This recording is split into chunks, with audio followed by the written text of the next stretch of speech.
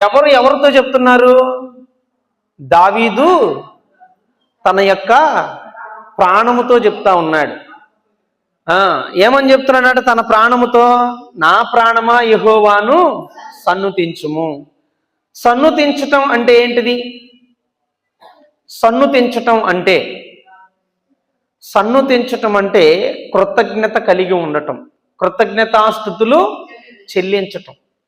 అయితే ఎవరు కృతజ్ఞతాస్తుతులు చెల్లిస్తారంట? ఎవరు చెల్లిస్తారంట? ఈ వాక్య భాగాన్ని బట్టి మనం చూసినట్లయితే ప్రియులారా, ఆయన చేసిన ఉపకారములను దేనిని మరువకుము. అంటే ఎవరైతే దేవుని యొక్క ఉపకారములను మరవకుండా ఉంటారో, నెమరు వేసుకుంటూ అంటే జ్ఞాపకము చేసుకుంటూ ఉంటారో, అట్టివారు మాత్రమే దేవుణ్ణి సన్నుతిస్తారంట. దేవునికి స్తోత్రం, హల్లెలూయా. కృతజ్ఞతాస్తుతులు, కృతజ్ఞత చెల్లించేది అందరూ చెల్లించరు.